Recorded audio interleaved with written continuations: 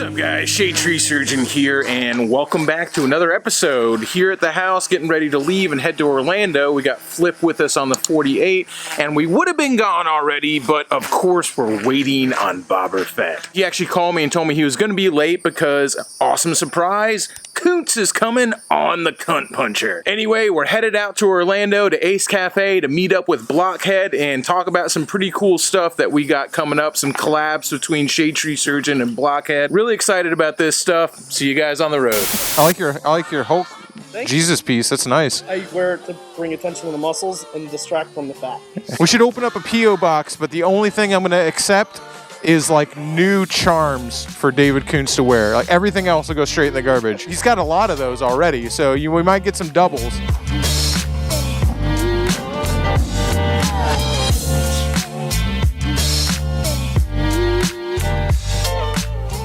Man, I'm so happy. I'm so happy you're here, Dave. I am happy. Genuinely. I fixed something else went wrong. Foreshadowing. Verb. To give a warning or indication of a future event. Wait!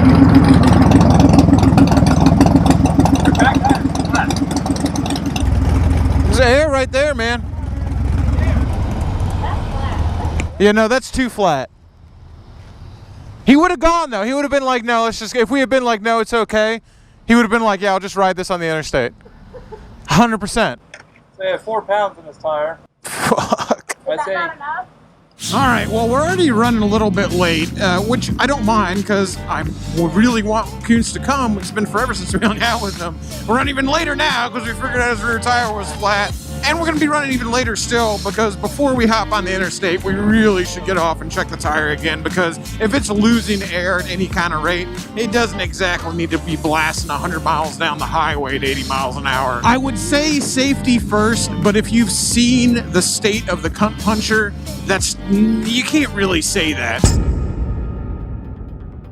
Yeah, it's been funny going back and forth between the Triumph Rocket 3 and the Ducati Multistrada because it's made me appreciate both bikes even more in different ways. Honestly, they're both about as fast as each other. Obviously, the Ducati Multistrada handles like a goddamn super sport bike, but as far as straight line acceleration when you twist the throttle open, they're about the same speed, even though the Rocket 3 feels just miles more violent. Hopping back and forth between those two bikes, it just feels like the difference between a high-end sports car and just a ripped, snorting, big-inch muscle car. They're both fast, but the sports car always feels like it has something to prove. It feels like it wants you just to push it harder all the time. And the Ducati feels like that. The Ducati feels like it has something to prove. It doesn't feel happy unless it's just singing at the top of the rev range and just absolutely push balls to the wall.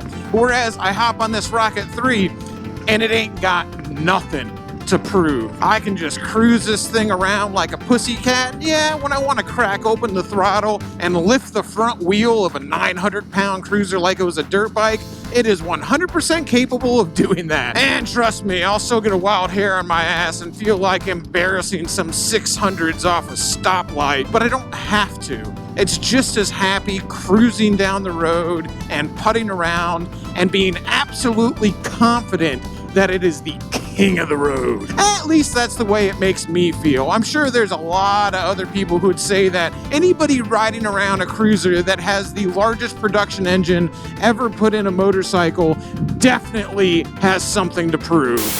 All right, we'll pull off here before the interstate real quick and see if Koontz is coming with us or not.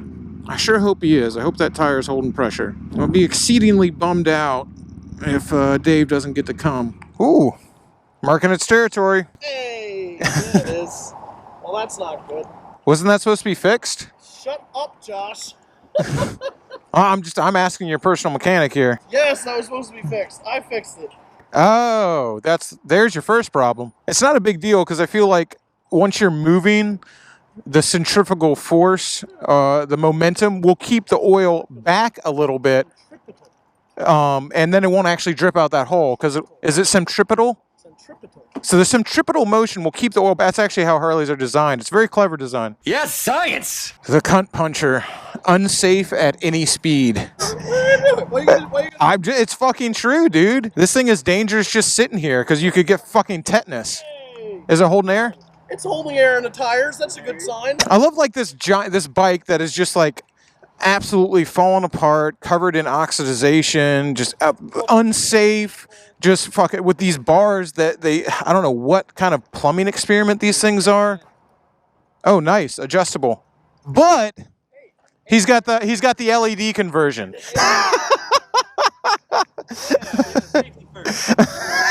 That bit's from China. All right, let's roll. Jessica just looked over her shoulder like, what was that horrible noise? This is Dave's bike starting. All right, a good solid hour after we were supposed to leave, we're finally on our way. This is typical Harley stuff, don't you worry. Well, since we got a little ways to go on the highway, I think I'll talk about something that happened at the bar last night that gave me a few thoughts. And now, Deep Thoughts by Jack Handy. There was a guy hanging out at the bar, had a few drinks, and he was railing on about the evils of man and society and all the horrible things we've done to this earth. Speaking, of course, about pollution and deforestation and everything else that man does. He was very vehement, very angry, very passionate, and was proclaiming quite loudly that if there was a giant light switch that he could flip that would automatically remove every single human being from the planet, including himself, and leave every little cute bunny and cow and every other animal that exists on the planet, that he would flip that switch without hesitation and just end the evils of man and all this just unhappiness and destruction that we have wrought upon this green planet Earth we call our home. A noble sacrifice, to be sure. The Transformers will return after these messages. Like off the... Yeah. Did he pull like off the highway? On the shoulder. On the shoulder? Apparently they're okay. We now return to the Transformers. Anyway, before I was so rudely interrupted by more Harley problems, I'm sure many of you have heard a similar sentiment about people who speak of the evils of man and talk about how we don't deserve this planet, blah, blah, blah, on and on. I've got sort of a different opinion on the whole matter. Now, don't get me wrong, I'm all for conservation. I think we should take care of this planet as best as we have the ability to. But at the end of the day, human beings are of nature. Therefore, everything we do is natural. And I know that's just a philosophical argument, but hear me out. Let's say we do make the Earth inhabitable, not only for ourselves, but for many other species. Do you think we'll be the first animal on planet Earth to ever ruin its own habitat? To ever eat itself out of house and home? Trust me, we'll be far from the first. Now, the effects that we may have by doing that will certainly be longer lasting and more dire for a lot of the rest of the animals on this planet. But human beings, arguably of course, are the most successful creatures this planet has ever produced. And one day we'll be so successful that this planet will scratch us off like fleas off the back of a dog. And if we leave this habitat ruined for us, that doesn't mean it's going to be ruined for whatever comes next. I really sincerely doubt that human beings are so powerful that we really possess that godlike power to truly ruin this planet for life in general. We could ruin it for life as we know it. And I think that that's the difference. When these people say, oh, human beings are ruining this planet and we're fucking it up and we need to be removed from here, what they're thinking about is life as we know it. What is commonplace for the spider is chaos for the fly. And just because we like the way this Earth is now, doesn't mean that if we drastically changed it, something else would rise up that absolutely loved the hostile, inhospitable environment that we created. That's why I always say human beings are of nature, therefore everything we do is natural. So yeah, we might ruin it for us. Whoop-de-fucking-do. That might make the best planet ever for something else that comes after us. If there's anything that truly is natural, it's for any species that's successful to just absolutely gobble up all the resources possible, to grab them and burn through them as quick as they can. That's what animals do. You think wolves and bears and everything else, you think that they conserve their prey? No, they have to hunt it, and their prey's good at getting away, and there's a balance there. But if they were better at hunting it, they'd fucking kill all of them. It is natural for animals to use up all of their resources and to eventually make their environment inhospitable to themselves. Eventually, we'll do that. One day we will. And I'll tell you, it's actually against nature to try to conserve that. That's not what we do. We're gonna push too far to one side, and then the balance will restore itself whether we like it or not. And when that balance restores itself, it's gonna be real bad for us. Again, I'm not saying I'm not for conservation and not for treating the planet right and trying to make it a better place for the people who come after us.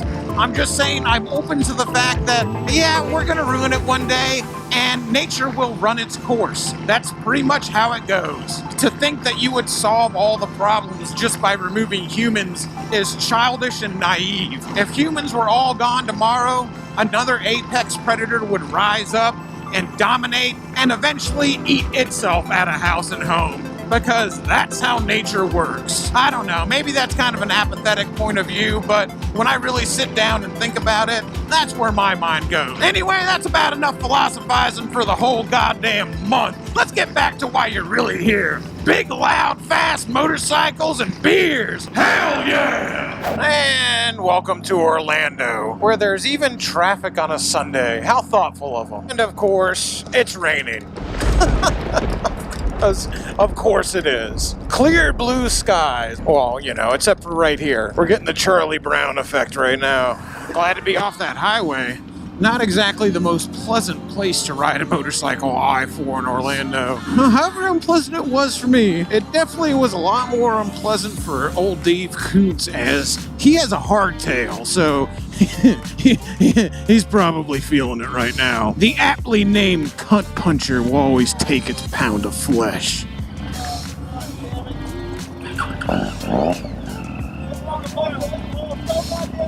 That's oil?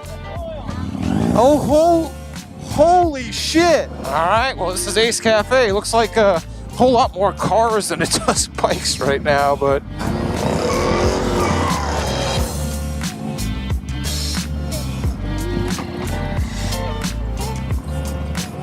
I got you, man, go.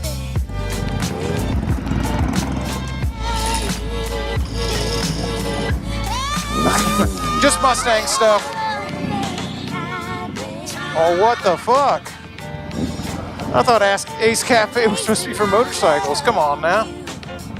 I'll be good and goddamned if I'm gonna let a car cheat me out of a motorcycle parking spot. Holy crap. That's all oil from Dave's bike. The goddamn fucking oil's washing all the patina off of the rest of my bike. You know how much I worked to let that patina built up? She's all greased up for you now. Fucking. You want to know something? You want to start putting some back on your bike? It would be nice. In. You know, I don't feel at all bad for you though. You know why? When we were leaving, I said, "Oh man, Orlando, you really sure? I should do a little bit more of a test drive before fucking riding it all the way to fucking Orlando." What did and I say? you were like, "No, man. If it makes it to Josh's house, it'll be fine." Well, I mean, it made it. Technically. Luckily, there's a Harley dealership right down the road, so you can just get rid of that and get another bike. At this point, you fucking better. You're riding in the back. I hope I got an expensive car dirty. We're gonna have to find a discount auto parts because, judging from the amount of oil that's on Devin's bike, Koontz ain't making it back to Tampa without a little battle. It'll make it. It's run empty before. Oh man, it's dripping pretty bad. Holy mackerel. Oh, that's not good. At least you're getting all the bad oil out. Yeah, so why am I leaking engine oil now? It's a fucking. It's a Harley. Why, Devin? Yeah, let's get a fucking beer. Hey, welcome to Ace Cafe. Sorry about your parking lot. David is on here like literally looking at motorcycles right now. We're trying to convince him to go to Orlando Harley and just buy a new bike because he took a picture of it before. We can just compare it to Apple. We'll do a time lapse. So like it's gonna be like 2 o'clock now, 2 o'clock to like 4 when we leave. It's like this only leaks like 2 quarts per hour.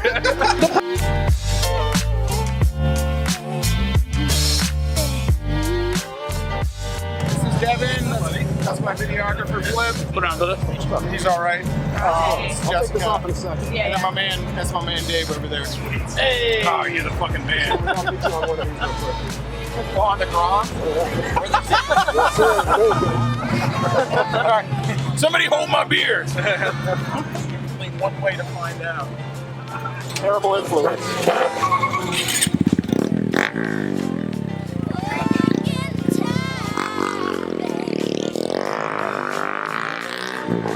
I feel like he hasn't showed off in a while, so he's gonna fuck up. See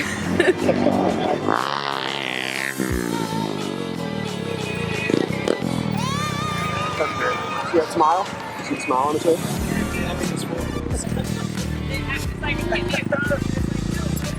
I'm sorry, I'm used to a hydraulic clutch. None of this jack crap. Oh yeah, I went one of those.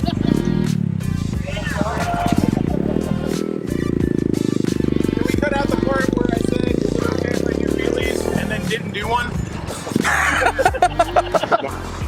Do a stunt!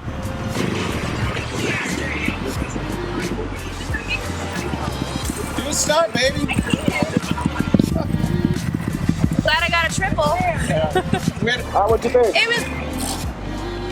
Glad I got a triple. You want one now, right? Nothing like being about 100 miles away from home and knowing that you gotta ride through this to get there.